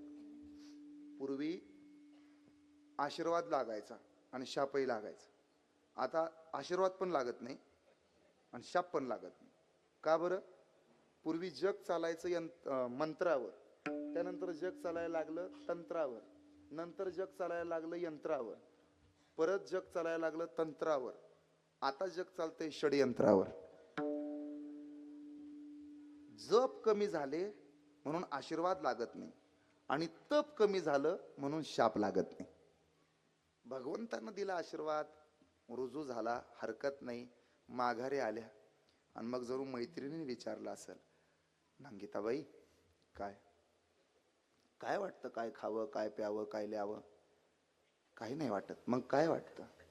मला वाटतं शेती करावी, पाना फुलामध्ये विठोबाला पाहावं. पंढरपूरला जावं वाटतं का? नाही वाटत. मग मला वाटतं शेतामध्ये रमावं, राबावं, कष्ट करावेत, धन्याचं रान म्हणून काम करावं, कर्मात देवाला बघावं. आणि खरं सांगू, मला असं वाटतं पंढरपुरातल्या पांडुरंग परमात्म्यालाच इकडं अरणला बोलवावं. हे सावता महाराज जन्माला येण्याच्या अगोदरचे उद्गार आहेत. आता आपल्या बायांना वाटतंय माती खावाव, बेताडाव पाणी टाकून वास घ्यावाव, जिलबी हाणाव, आणि म्हणून लेकरू पण व्हेज मंचुरियन तोंडाचं बाहेर येतं. मग ते काय सरळ आहे का काय? लहानपणापासून त्याला माती खायची सवय लागल्यावर मग हिथं काढ तिथं काढ, हिथल्या रस्त्यातलं 4% घे, तिथल्या रस्त्यातलं 5% घे, चालूच झालं त्याचं. मग महाराजाच्या पाकिटातलं बी काढून घेतं ती. मग सवय लागलेली लहानपणापासून. ऐकताय ना? मला पुढे जायचंय. नामदेव सावता महाराजांचा दरबार. आता महाराजांचा जन्म झाला आणि लोकांनी महाराजांना विचारलं असेल, महाराज सकल साधू संतांनी स्वतःचा कुळधर्म सांगितला. कुळधर्मात 5 गोष्टी येतात, नीट लक्ष द्या. देव, संत, ग्रंथ, तीर्थक्षेत्र आणि 5 साधना. पहिला देव. हिंदू धर्मामध्ये देव पंचायतनाला विशेष महत्व आहे. गणपती, श्री शंकर, पार्वती, विष्णू आणि सूर्यनारायण ही 5 प्रमुख देवता आपल्यासाठी उपास्य असले पाहिजेत. बाकी दुसऱ्या कुठल्या देवाला नाही भजला तरी चालत. देव, कुळधर्म. संत, ज्ञानोबा तुकोबापासून सावता महाराजांपासून बाळू मामांपर्यंत सकल संत, हा संतांचा महिमा आहे. 3 ग्रंथ, श्रीमद भागवत, गाथा, ज्ञानेश्वरी, सावता महाराजांचा अभंग गाथा, हे आपला कुळधर्म आहे. समोर मी आल्यानंतर पाहिलं, सावता महाराजांचं जीवनचरित्र, सावता महाराजांचं वाङ्मय तर आहेच, पण महात्मा ज्योतिबा फुले, क्रांतिज्योती सावित्रीबाई फुले यांचं समग्र वाङ्मय तुम्हाला पुस्तकाच्या रूपानं समोर मिळते. नुसतं कीर्तनाला येऊ नका, बसू नका. या 5-6 दिवसात तो स्टॉल तिथं लावलाय. हे वाङ्मय घरी घेऊन जा. आपल्या लेकरांना वाचू द्या शेतकऱ्याचा असूड, तुमच्या लेकरांना वाचू द्या सावित्रीबाई फुले, तुमच्या लेकरांसाठी आहे ते. अरे घरामध्ये सरस्वतीचा फोटो असला पाहिजे तुमच्या, पण त्याच तुमच्या गोजीरवाण्या घरात क्रांतिज्योती सावित्रीबाई फुलेचा सुद्धा फोटो असला पाहिजे. काळाची गरज. अरे ज्यानं विठोबाचे पाय धरले ते वारकरी झाले, खंडोबाचे पाय धरले ते वाघ्यामुरळी झाले, पण ज्ञानोबा तुकोबांच्या बरोबरीनं क्रांतिज्योती सावित्रीबाई फुले यांचे पाय धरले ना, ते सरपंच पदापासून राष्ट्रपती पदापर्यंत जाऊन पोहोचले. शिक्षण वाघिणीचं दूध आहे. हे शिकवणारे महात्मा ज्योतिबा फुले आहेत. पुण्यामध्ये कधी गेलात तर ऐकलं पाहिजे आपण, बाहुलीची विहीर म्हणून प्रसिद्ध आहे. जुन्या काळामध्ये पुरीला शिकवण्यासाठी पाठवलं जात नव्हतं. एक गरीबाची पोर शिकायला गेली, सावित्रीबाई फुलेंकडे शिकायला जाईल, शिकायला लहानाची मोठी होईल म्हणून तत्कालीन समाज व्यवस्थेला राग आला. 8 वर्षाची पोरगी शिकायला जाते, आळ्या पडतील म्हणून तत्कालीन समाजानं बांगड्या फोडल्या, त्याच्या काचा बनवल्या आणि त्या काचा त्या बाहुली नावाच्या पोरीच्या तोंडामध्ये कोंबल्या. त्यामुळे ती पोरगी मेली. ज्या विहिरीवर हे प्रकरण घडलं त्या विहिरीला आजही नाव दिलं जाते बाहुलीची विहीर. अशा काळात सावित्रीबाईंनी पुरी शिकवल्यात. काय केलं असं? काय बऱ्याच पुरींना सावित्रीबाई फुलेंची जन्मतारीख माहित नाही, बऱ्याच पुरींना माहित सुद्धा नाही कुणामुळे शिकताय. उपकार आहेत सावित्रीबाई फुलेंचे, महात्मा ज्योतिबा फुलेंचे. हे कधीतरी लक्षात ठेवा. एका जातीसाठी नाही, सगळ्या समाजासाठी लक्षात ठेवा काम केलंय. विसरतो आपण, कुठवर विसरून चालल. थोडा अभिमान असला पाहिजे, कुळधर्म जपला पाहिजे. काळाची गरज आहे. मला पुढे जायचंय, सावता महाराजांचा कुळधर्म सांगायचा. नक्की पुस्तकं घ्या तुम्ही. वाचनानं माणसाचं मस्तक शहाणं होतं आणि एकदा मस्तक शहाणं झालं की कोणापुढं नतमस्तक व्हावं लागत नाही. म्हणून वाचत जा, वाचनाची सवय लावा. आमच्या बोराटे वस्तीवरच्या कृष्ण मंदिरामध्ये सुद्धा आम्ही वाचनासाठी भरपूर पुस्तकं काढून ठेवलीत. आत्ता घेतलेले 2 ग्रंथ सुद्धा तेवढ्यासाठीच घेतलेत मी. ऐका, मला पुढे जायचंय. आजही माझी गाडी कधी तपासली ना, गाडीची डिक्की बघितली ना, 5-6 पुस्तकं तरी असतात. मला ती आवड आहे, मला तो छंद आहे. वाचतो म्हणून वाचलोय मी. जाऊ द्या, पुढे जायचंय आपल्याला. कुळधर्म आहे, 4था कुळधर्म आहे तीर्थक्षेत्र. तीर्थक्षेत्राला भेटी द्या. आणि कधी द्या माहित आहे? जोपर्यंत हात पाय नीट आहे तोवरच द्या. नाहीतर मग आमच्या मागं लागते ती म्हातारी, महालात येऊ का तुमच्या दिंडीत? मी म्हणलं या. तथा नाही, पण मला तालनं होत नाही, गालीत बतवून फिरवाल का? अरे आमचा जायवर वैतागला आम्हाला. नाही तुमची गाली बालीतले, मग मागत्या तिथं बघतो, मग इती भीती हातल. बाबा नेतो तुम्हाला, माळ घाला. थोड्या ती बाती होता का मला वाली येऊन आल्यावर ध्यान झालं तर खायला. अहो दात राहिला नाही, किती वय? 73 वय आहे. मग खाता कसं? घोलमालून खातो मला. तसल्या आवला दे आमच्या संग दिंडीला वारीला. आमचं बघावं का म्हाताऱ्याचीच काळजी करावी. काहीतरी होतंयच, मग ते चुकतंय तरी, कुठंतरी घोटाळाच होतोय. टँकर खाली आंघोळीला गेलं, नळ जास्त ढिला झाला, वाहून मेलं म्हातार. नळाच्या प्रेशरनं सहनच झालं नाही त्याला. सोपं वाटलं का तुम्हाला? चंद्रभागेत गे आणि काय झालंय, तरण्याचं झालंय कोळस आणि म्हाताऱ्याला आलंय बाळस. 60 वर्ष वय झालं की म्हाताऱ्या माणसाने गाडीवरचा प्रवास बंद करायचा. हात दाखवा आणि एसटी थांबवा. 70 वर्षाचं म्हाताऱ्याला म्हणतंय हा बस बस. म्हातारा म्हणते नग तुम्हाला गाडी झेपत नाही. बसती का नाही? नग हे तुमचं हँडल लय लटा लटा लटा लटा कापतो. बसती का आणू दुसरी? गाडी गाडी. सरत घ्या, पाया पडून माग सरा. थोडं सरतच नाहीत माग. रान अर्धा एकर, नाव 168. वादी हजर प्रतिवादी गैरहजर. कुठे गेले वकील साहेब मागाशी? गणेशजी राऊत होते ना मागाशी. वादी हजर प्रतिवादी हजर गैरहजर, प्रतिवादी हजर पुन्हा वादी गैरहजर, वादीन प्रतिवादी दोन्ही हजर, मग कोर्टच गैरहजर. कुठवर हेल्पट घालता? इंदापूरला सुधरा. हाय तेवढं पप्याच्या नावावर करून तरी टाका आणि मरायच्या आधी तीर्थयात्रा करून या. काही जण गाडीत बसून पंढरपूरला जातात, काही एसटीत बसून पंढरपूरला जातात, काही गाडीवर पंढरपूरला जातात आणि काही जण गाडग्यात बसून पंढरपूरला जातात. राम नाम सत्य पण जातात. तुम्ही ठरवा कसं जायचंय ते. मग हे तीर्थक्षेत्र जवळ हे सकळ सिद्ध आहे. 4 कुळधर्म सांगितले. देव जपायचा, संत पूजायचे, ग्रंथ वाचायचे, तीर्थक्षेत्र पाहायची आणि 5वा कुळधर्म साधना. सावता महाराज, कोणता कुळधर्म आम्ही पाळला पाहिजे?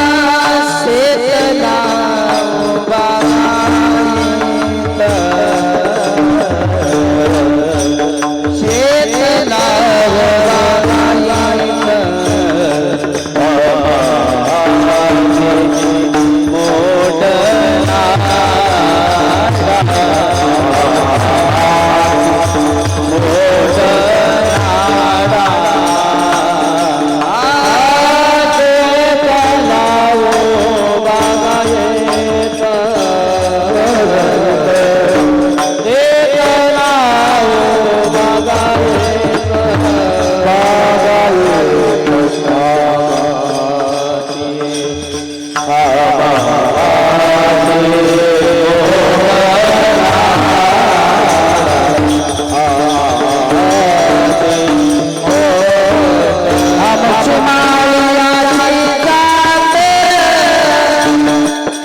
सोडला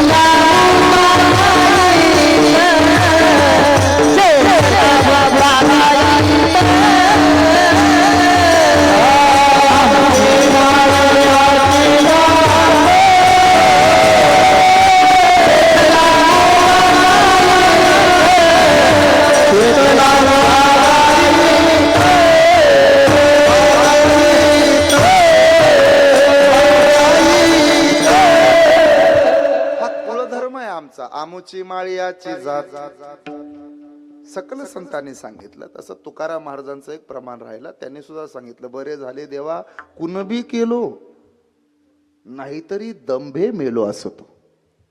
कुणबी याचे वंशी जन्म दिला ऋषिकेशी. देवा बरं झालं. तसं सावता महाराज म्हणतात आमुची माळियाची जात. माळियाची म्हणजे माळ्याची नाही, हा माळ्याची म्हणजे समस्त माळकऱ्यांची जात. हे लक्षात ठेवा. तो बसलेली म्हणजे होय होय होय माळ्याचा आहे म्हणून त्यानं अभंग घेतला बरं का. होय येशील का पुन्हा निमगावात, बघू तुझी पाहुणे तुला किती दिवस बोलावत. अरे तसं नाही. माळ्याची म्हणजे समस्त माळकऱ्याची जात. प्रमाण देतो आता. प्रमाण माझी जातीचे मज भेटो कोणी. मग माझे जातीचे मज भेटू म्हणजे कोणी असं नाही हो. ते माझे सोयरे सज्जन सांगा पाय आठवी विठोबा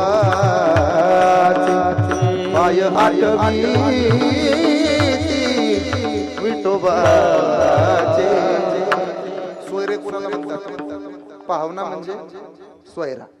तुकाराम महाराजाचा अभंग आहे. ते माझे सोयरे पाहुणे. जात सांगतो जात. कुठले कुठले पाहुणे आहेत तुमचे? ते साडू म्हणजे ना म्हणले नाही. मग तुमचा मेहुणा असेल? अजिबात नाही. बायकोचा भाऊ? तो तर अजिबात नाही. पप्याचा मामा? मग दिदीचा मामा म्हणजे तेच झालं की बायकोचा भाऊ. नाही मग सासऱ्याचा पोरगा अरे म्हणजे तेच झालं की बायकोचा भाऊ. सासूचा लेक अरे म्हणजे तेच झालं की. मेवणीचा भाऊ अरे म्हणजे तेच झालं की. मग तसलं नाही. म्हणणं काय, ते माझे सोयरे. सोयरे म्हणजे कोण? ज्याच्या गळ्यात माळ आहे, जो पंढरपूरचा वारकरी आहे आणि जो विठोबाचे पाय धरतो, तो माझा सोयरा आहे. तो माझा सोयरा. नाहीतर नुसताच मग नावाचा सोयरा असून काय करायचं? काही सोयरे असतात आणि सज्जनही असतात. काही सोयरेही नसतात, सज्जनही नसतात. काही सज्जन असतात तर सोयरे नसतात, आणि काही सज्जन असतात सोयरे असतात तर सज्जन नसतात. कोटी नीट आहे का कळलं तर बघा. काही सज्जनही नाहीत आणि सोयरेही नाहीत. आम्ही येताना एक जण पिऊन पडलो होतं सकाळच्या कीर्तनानंतर दुपारी. ते सज्जनही नव्हतं आणि सोयरेही नव्हतं. थांबलो नाही. काही जण सज्जन असतात पण ते सोयरे नसतात. आता तुमचं काय नाव आहे? हा, बारवकर महाराज. जय हरिया. तुमचं काय चव्हाण महाराज ना? हा, तुम्ही दोघं एकमेकाचे मेवणे आहेत ना? नाही ना? पण सज्जन आहेत का नाही हे दोघं जण? महाराज आहेत का नाही दोघं सज्जन? दिसतायत का नाही? तरी आतलं कसं का असं त्यांचं परत मागच्या दारानं दोघं सज्जन आहेत का नाही? अरे वय तरी म्हणा ना. मग वाटतंय का नाही त्यांनी ह्यांना दाजी म्हणावं, ह्यांनी त्यांना भाऊजी म्हणावं? पण नाहीत म्हणू शकत. का? सज्जन आहेत पण सोयरे नाही. बर, प्रकार 3. काही जण सोयरे असतात. मग त्याचा विषय निघतो. ते अमुक अमका तुमचा चुलत भाव नाव काढू नका त्याचं. का? त्यानं माणसात माणूस ठेवला नाही, आम्हाला राहायचं मुश्किल केलं, हिथं नाव घेतलं, पुन्हा घेऊ नका. कुठं बी बोंबलत फिरतय, नुसतं पिऊन पडतंय, परत नाव काढू नका. नातं त्याचं नाव घेऊन सांगू नका. का? सोयरा आहे पण सज्जन नाही. पण प्रकार 4. सोयरा सुद्धा सज्जन सुद्धा आठवीती पाये विठोबाचे तो. दुसरा नाही. जो विठ्ठलाचे पाया बसतो, पांडुरंगाची सेवा करतो, तो सोयराच आहे. नाहीतर ज्ञानोबा यांच्या तुकाराम महाराजांच्या सोहळ्यात चालणारे तुम्ही सगळेजण जरा मला उत्तर द्या. कोण कोण्या जातीचा आणि कोण कोण्या पंथाचा कोण असतं का? तरी माघारी येताना एकमेकाच्या डोळ्यात पाणी का? एकमेकांना हाक मारताना दाजी, मामा, तात्या, आप्पा, काका म्हणून नाही मारत. काय म्हणताय एकमेकाला? माऊली. वारीमध्ये काय शिकायला मिळतं माहित आहे? या जगात कुणी कुणाचं नसतं. परत ऐका, वारीमध्ये काय शिकायला मिळतं? या जगामध्ये कुणीच कुणाचं नसतं. हे वाक्य खोटं असतं हे शिकवते ती वारी. बघा तुम्हाला कळलं का? या जगात कुणीच कुणाचं नसतं हे जगातलं सगळ्यात मोठं खोटं वाक्य आहे. और सगळे एकमेकाचे असतात हे वारी शिकवते. ते माझे सोयरे, ही जात. म्हणून जी डोक्यात बसली ती जात नाही, जे मनात आहे ती जात. मन प्रेम करतं, डोकं नाही. डोकं म्हणतं प्रॉपर्टी आहे का तर प्रेम करू. मन म्हणतं दिल आया, पुढचं तुमचं पाठायचं, मला पुढे जायचंय. माळीयाची म्हणजे माळकऱ्यांची जात. आणि शेत लावू बागायत. बागायत म्हणजे जिराईत आणि बागायत असे शेतीचे दोन प्रकार आहेत. आता ती शेती कोणती? स्वतः कबीर महाराज सांगतात, मनवा खेती करो हरि नाम, मनवा खेती करो हरि नाम, मनवा खेती करो हरि नाम, मनवा खेती करो हरि नाम, खेती करो हरि नाम, खेती करो हरि नाम, मनवा खेती करो मनवा खेती करो हरि नाम,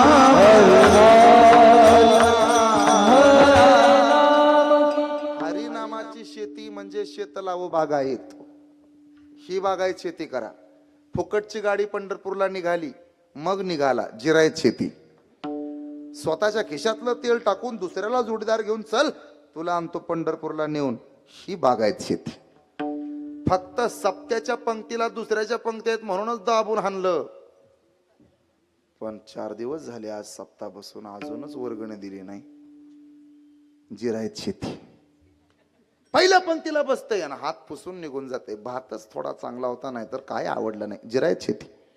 पण शेवटच्या पंक्तीपर्यंत वाढू लागते. बागायत शेती. हे लक्षात ठेवा. बागायत शेती करा. काही नाही, फक्त कीर्तनाला यायचं, मस्तपैकी बसायचं, निघून जायचं. जिरायत शेती. मग दुपारी ग्रंथराज ज्ञानेश्वरी पारायणाला सुद्धा बसायचं. बागायत शेती. बरं का योगेश महाराज, या अशी तुम्ही आता असू द्या, पुढच्या वर्षापासून बागायत शेती करा. 4-2 तरी असू द्या की चांगले बागायतदार, अभिमान वाटावा असा. म्हणून बागायत शेती करायची. नुसतं सिजनेबल भक्ती नाही करायची. सप्ताह बसला म्हणून रामकृष्णारी रामकृष्णारी, सप्ताह उठला काला झाला, जरा तोंडाची चवच गेली, आणता का पावशरभर, हे ह्याला म्हणायचं जिरायत शेती. बागायत शेती करायची. बागायत. पण काय झाले, कलियुगातल्या माणसाकडं 2 मोठे दोष आहेत. अल्पभाव, अल्पमती. त्यामुळं बागायत शेती होत नाही, जिरायत शेती होती. अल्प आयुष्य नाही हाती, अपराधाची ओळीलो मूर्ती. पुरं करतो, जरा लक्ष द्या, ताट बसा. अल्पभाव पहिला दोष. आणि अल्पमती. समाजाला असं वाटतं प्रत्येकाला की माझंच एकट्यात चांगलं व्हावं. फिलिंगलेस झाली माणसं. एक काळ असा होता आपल्या आधी लोकांचं चांगलं व्हावं असं लोकांना वाटायचं. आता वाटतंय फक्त आमचं चांगलं व्हावं. रस्त्याने ट्रक निघाला होता, तांदळाच्या गोण्यानं भरलेला होता. तांदळाचं पोतं धपदिशी खाली पडलं. एका बाजूला उसवलं, चिमण्या आल्या, पडलं होतं बाजूला. 4-2 किलो खाल्लं, निघून गेल्या, उडून गेल्या. परत शेळी आली, 2-4 किलो खाल्लं, निघून गेली. मग तिथं निमगाव केतकीतला माणूस आला. बरोबर बरोबर 2-4 मुठी घेतल्या, निघून गेल्या. असंच ना. मग काय केलं? पुंडलिक वरदारी विठ्ठल श्री ज्ञानदेव तुकाराम. काय स्वार्थी झाली दुनिया. मधने महाराज एका पोराचं लग्न जमना. काय केलं लग्न जमना त्याच. मग त्यानं नवस केला प्रभू रामचंद्राला, प्रभू मेरी शादी बना दो. देव प्रसन्न झाले, म्हणले ओके हरकत नाही, तुझं लग्न माझ्याकडे जबाबदारी लावून देणार मी. सांग तुला कसली बायको पाहिजे. तो म्हणे मला नटी पाहिजे. और देव द्यायला आलाय, कस तरी देतोय. मला वाटलं मराठवाड्यातली, खानदेशातली, विदर्भातली मागतील, मागशील, तू तर नटी मागायला लागला. पण शेवटी माझ्या पण इज्जतीचा प्रश्न आहे, मी देव आहे, मी दिलं पाहिजे. सांग तुझं नाव सांग. तू ज्या धर्माचा असशील ना त्या धर्माची नटी तुला देणार. एवढं स्वार्थी नसावं बरं का, तू नटी मागितली लई स्वार्थी आहे का तू, पण माग असू दे. तू ज्या धर्माचा आहेस ना त्या धर्माची नटी तुला द्यायची. नाव सांग तुझं. तो म्हणे म्हणजे हे बघ, तू जर मुस्लिम असलास ना तर तुला करीना द्यायची, तू जर हिंदू असलास तर तुला दीपिका देणार, आणि तू जर ख्रिश्चन असलास तर तुला जॅकलिन देणार. सांग तुझं नाव सांग. हे म्हणलं अब्दुल नारायण डिसोजा.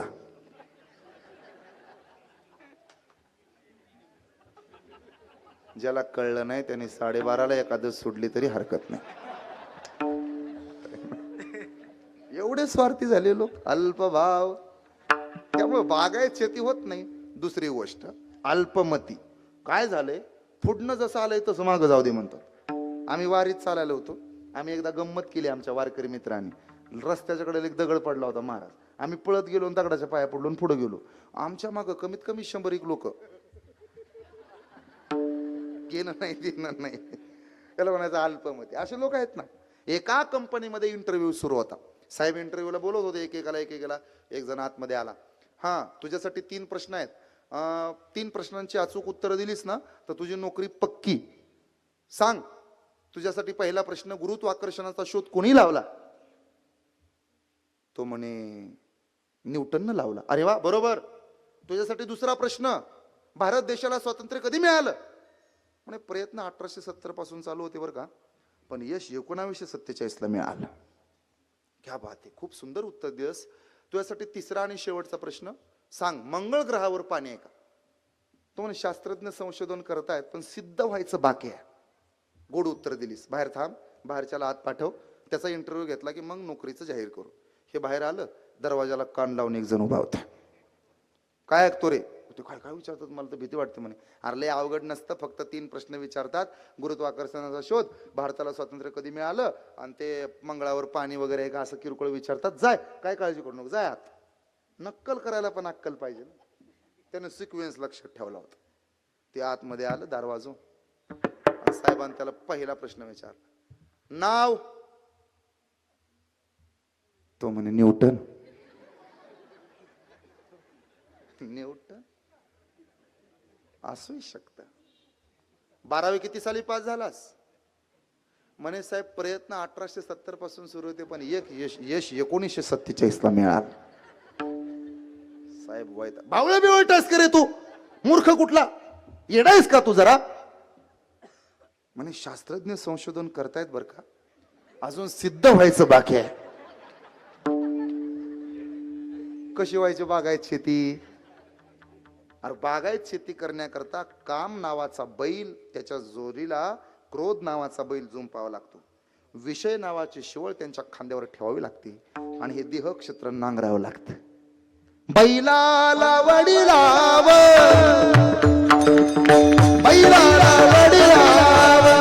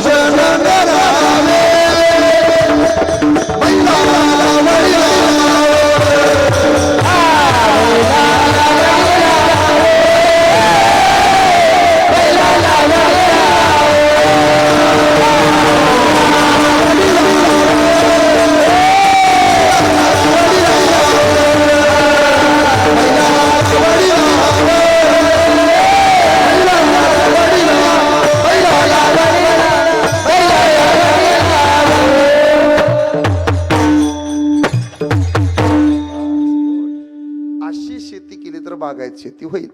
काम, क्रोध, मद, मत्सर, दंभ, अहंकार नावाचं तण बाजूला काढायचं आणि परमार्थ नावाचं पीक जोरात आणायचं.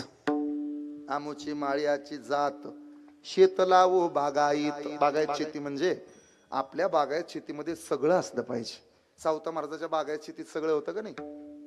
ऊस होता, केळी होती, गाजर, रताळू सगळं होतं. हिरे, मिरे, जिरे, कोथिंबीर, लसूण, मिरच्या सगळं होतं. ह्याला म्हणायचं बागायत शेती. सगळं असलं पाहिजे. एखादा कीर्तनकार गावात पाहिजे, भजनी मंडळ पाहिजे, हरिपाठ झाला पाहिजे, काकडा झाला पाहिजे, ज्ञानेश्वराचं पारायण असलं पाहिजे, तीर्थक्षेत्राला दानधर्म असला पाहिजे, एखाद्या मंदिराला देणगी असली पाहिजे, महाराज लोकांची ओळख असली पाहिजे. ह्याला म्हणायचं बागायत शेती.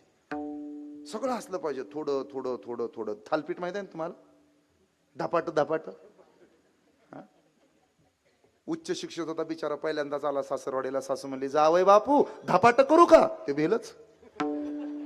धपाट देऊ का म्हणते तुझी आई, बघ सांग जरा. हा हो. ती म्हणली तसं नाही, थांबा थांबा तुम्ही बसा, ताटामध्ये येत ते. मग ते धपाट माहिती आहे ना तुम्हाला?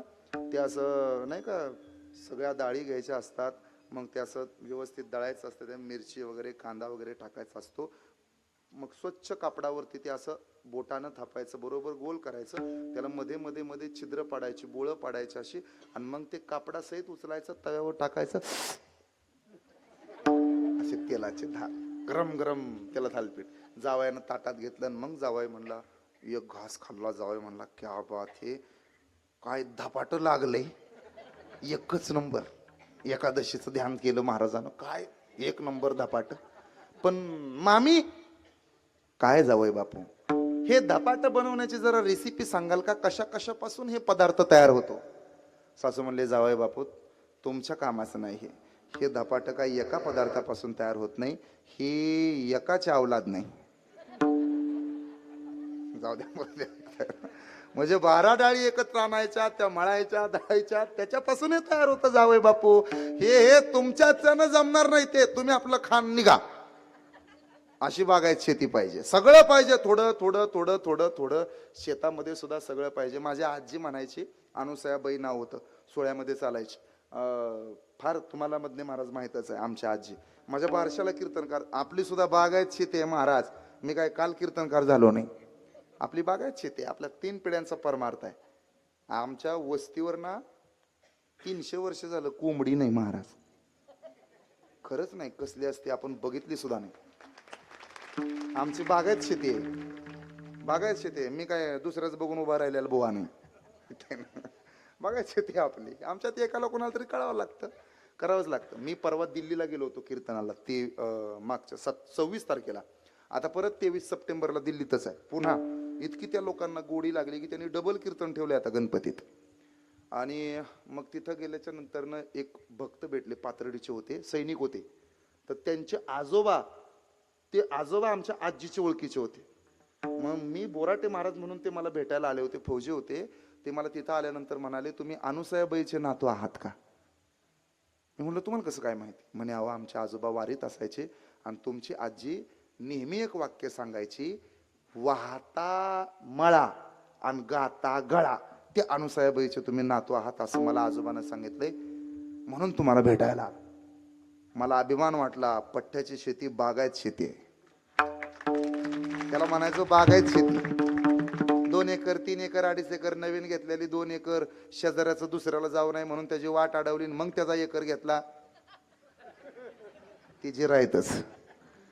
शेती कोणती बागायत? आम्हा हाती मोठं नाड, क्या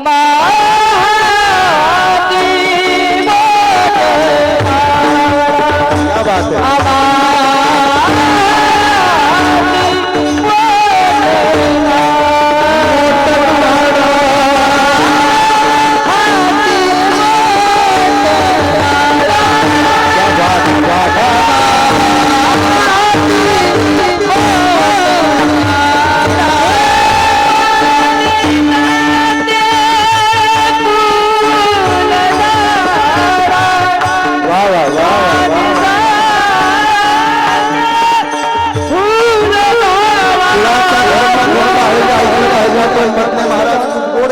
आपण ऐकलं पाहिजे. थोडं ताट बसा. सज्जन हो, सावता महाराजांना स्वतःचा कुळधर्म सांगितलाय. श्री क्षेत्र आरण काही वारकरी पंढरपूरच्या दिशेने निघाले. सावता महाराजांचं घर चंद्रमौळी होतं, सुंदर होतं. महाराजांच्या घराच्या प्रांगणामध्ये काही चाफ्याची झाडं फुलली होती. शांती शेवंती फुलली, प्रेम जाई जुई आली. महाराजांच्या घराच्या समोर पारिजातकाचं झाड होतं. दररोज फुलांगणामध्ये पडत होती. आमच्या जनाबाईनं म्हणजे सावता महाराजांच्या धर्मपत्नीनं दारामध्ये सडा टाकावा. छोटीशी नागूबाई होती, नागाताई नाव होतं तिचं. पांडुरंगाचा प्रसाद होती, देवाचा आशीर्वाद होती. परकर कोलक घातलेली 5-5.5 वर्षाची लेक आईला दारामध्ये सारवून काढू लागते, दारामध्ये रांगोळी काढू लागते. सडा टाकला, रांगोळी काढली. ऐका बरं माझ्या माय मावल्यानो, आज दिंडी येणार आमच्या घरी, आज वारकरी येणार आमच्या घरी, स्वागत करायचं वारकऱ्याचं. डोक्यावरचा पदर सावरला. सावता महाराजांच्या धर्मपत्नीनं नागूताईनं रांगोळी काढली. ठिपक्याची रांगोळी काढणारी नागूताई काय गोड दिसत होती. 2 वेण्या घातलेल्या होत्या, काय सुंदर दिसत होती माझी नागूताई. रांगोळी काढता काढता सावता महाराजांनी हात मारली. अगं ऐकलंस का ग नागू, आवर ग लवकर, आज वारकरी येणार आपल्या घरी. येथील वारकरी, पाया पडायचं, दर्शन घ्यायचं, हरिपाठ म्हणून दाखवायचा. जमल ना तुला? बाबा काही काळजी करू नका, सावतोबाची लेक आहे मी, तुमच्या कुळात जन्माला आली. तुळशीला पाणी घातलं, प्रदक्षिणा झाली तुळशी वृंदावनाची. दिंडी समोर आली. विनेकराचे पाय धुतले गेले, पताकाधारी लोकांचे पाय पुजले गेले. तुळस घेतलेल्या माय माऊलीला हळदी कुंकू लावण्यात आलं. सगळ्या पताका उभ्या करून ठेवण्यात आल्या. त्या पताकाला विना अडकवण्यात आला. तुमच्याकडे दिंडी येते ना कधी, त्या पताका अशा तिरक्या एकामेकाला चिकटून ठेवल्या, विना त्याच्यावरती अडकवला. तुळस बाजूला ठेवण्यात आली. वारकरी पंक्ती धरून बसले जेवायला. सावता महाराजाला त्रास देणारा ओंकार शास्त्री, कामाजी माळी आज सावता महाराजाच्या दारात होता. बांधावरचा मसोबा उचलला म्हणून सगळं जग विरोधात गेलं होतं. त्या गावात विरोधात जाणाऱ्या सगळ्या लोकांना सुद्धा औषध देऊन बरे करणारे सावता महाराज होते. मळा पेटवला होता, घरची गरिबी होती, पण सावता महाराज कमी नाही पडले वारकऱ्याला. माझ्या दारातनं वारकरी नाही नाराज झाला पाहिजे.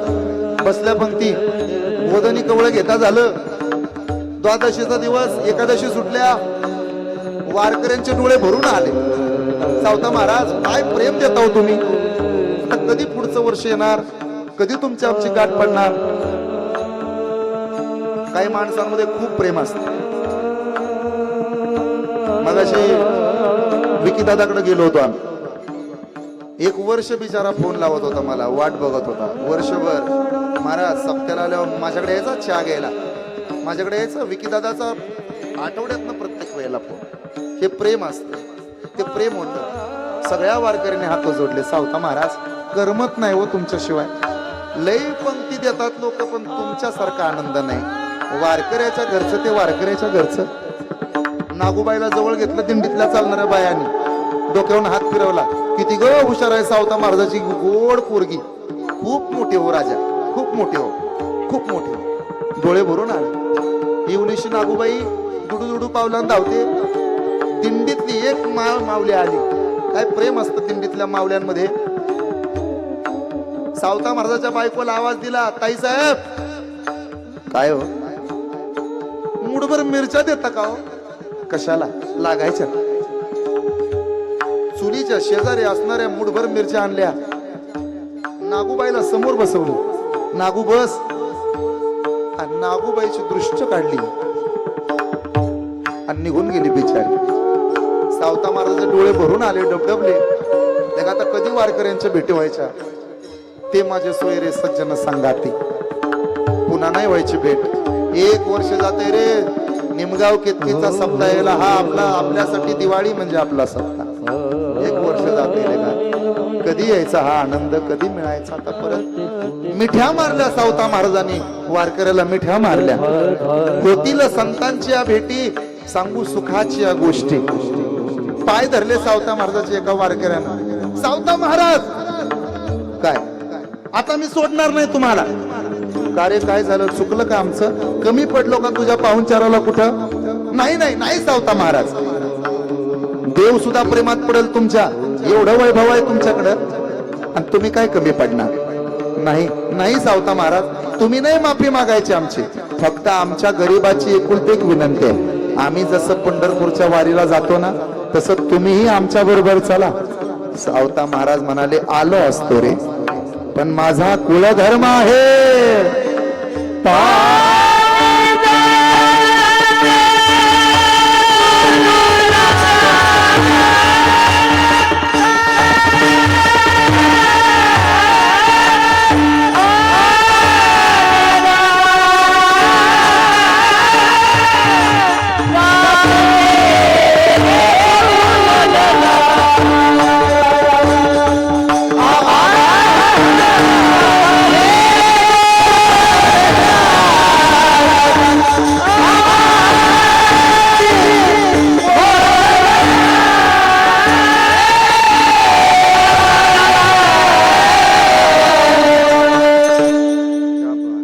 मनापासून टाळी वाजवा मधने महाराजांसाठी.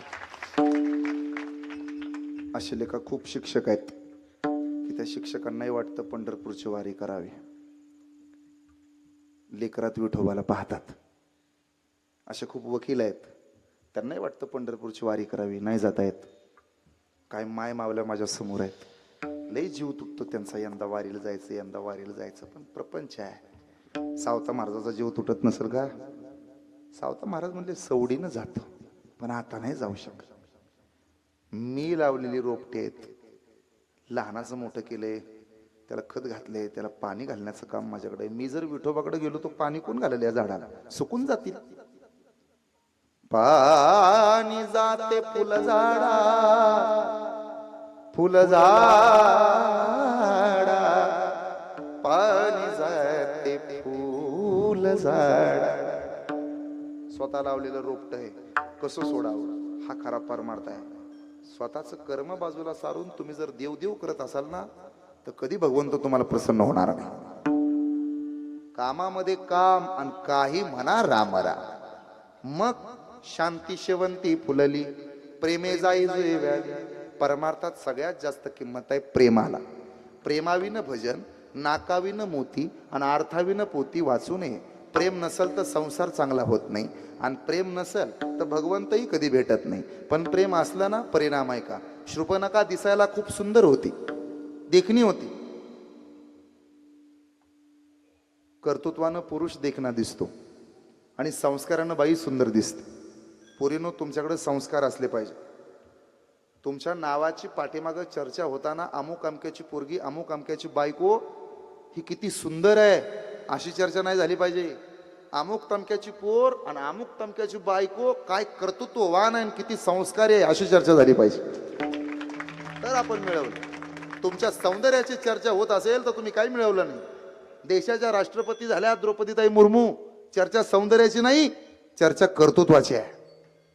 डॉक्टर एपीजे अब्दुल कलाम, चर्चा सौंदर्याची नसते, कर्तृत्वाची होते. पोरांनी कर्तृत्ववान असलं पाहिजे. आपण सौंदर्याच्या नादाला लागलो. रायगड किल्ला बघायला फॉरेनची पोरगी आली आणि तोच किल्ला बघायला आपल्या गावातली 4 पोरं गेली. ती पोरगी पालीच्या पोटासारखी पांढरी शुभ्र होती. ती किल्ला बघत होते ना, आपले इडे तिल्ला बघत होते. आता तरी सुधारलं का नाही? ती बघत होती किल्ला, ती किल्ला बघत होती ना, आपले इडे तिल्ला बघत होते. तिच्या लक्षात आलं हे सारखं असे बघायचे असे तिला. ती म्हणली, hey man don't look at the me. आपल्या इकडे तुझ्या हातात मोबाईल होता, कॅमेरा होता, पेन होता, वही होती, काहीतरी बघायची, भिंतीकडे बघायची, किल्ल्याकडे पाहायची, काहीतरी लिहून घ्यायची, अभ्यास करायची. आणि आपल्याकडे मोबाईल काढून चोरू चोरून पाहत, मोबाईल काढून एक पाखरू. अरे अड्या, ती फॉरेनची आहे का? समुद्राच्या कडेला झोपले तरी ते अभ्यास करत झोपतात. आपल्याला कुठं गावायचे ते?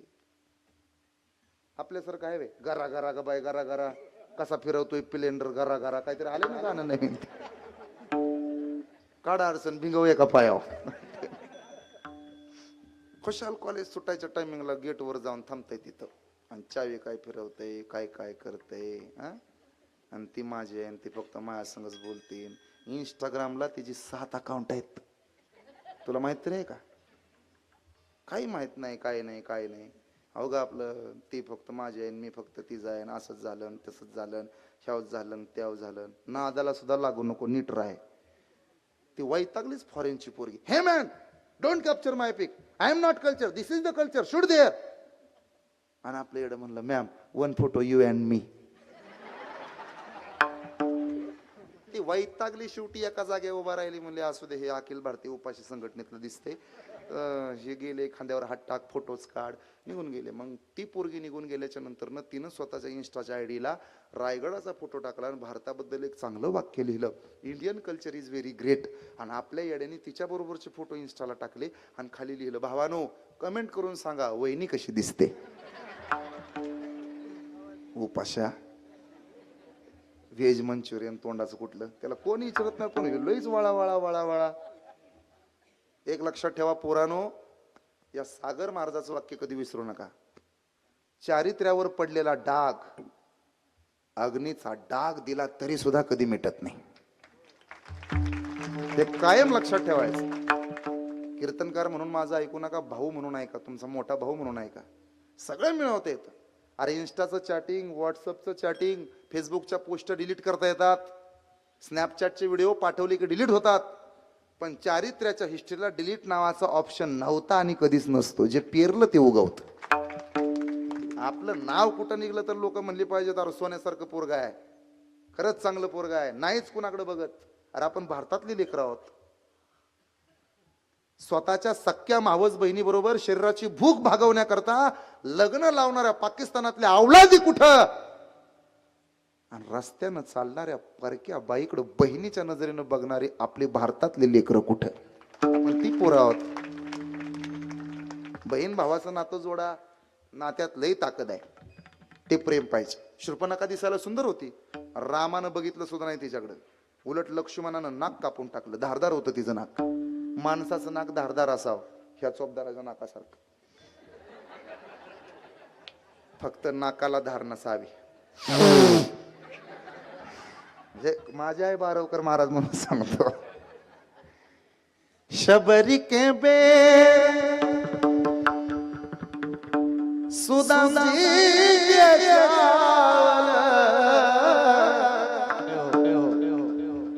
शबरी के बे सुदामजी रुचि रुचि भोग जावे उद्धवजी चल विदुरा जावे उद्धवजी. काय होतं जणाला इकडे, झाले झाले, वेळ संपून गेलाय, संपवतो मी आता. काय होतं जण इकडं माझ्या, फक्त प्रेम होतं. सुंदर माझे जाते गे, बोला की माझ्या आया का बंद करून बोर झालं काय, 12-11च्या पुढे गेलं म्हणून. अहो मलाच कळलं नाही 11 कशा वाजल्या. करू का बंद, घेऊ का जय विठ्ठल. हा उद्या म्हणायला. माझं आडनाव बोराटे आहे त्यामुळे मला वाटलं बोरबीर झालं काय, पण मी नात्या पुत्याचा आहे. गोत्यात आणणाऱ्या नात्यांना पोत्यात घालून हाणत होते आमच्याकडचे. सुंदर माझे जाते गे फिरते बहुके ओ गाऊ के तू ये रे बाबा ये रे बाबा. सासू आणि सासरा दिरतो तिसरा ओ गाऊ व्रताला तू ये रे बाबा. जीव शिव जोडी खुंटे गे प्रपंचाचे नेते गे लावणी पाचे मोठे तुरे ये रे बाबा ये रे बाबा तू ये रे बाबा ये रे बाबा विठ्ठला तू ये रे बाबा ये रे बाबा ये रे बाबा ये रे बाबा. आणि तो आला सावता मारला सावताने केला मळा. विठ्ठल पायी गोवी लागळा आम्हा हाती मोठ नाडा. पाणी जाते फुल झाडा विठोबार हरे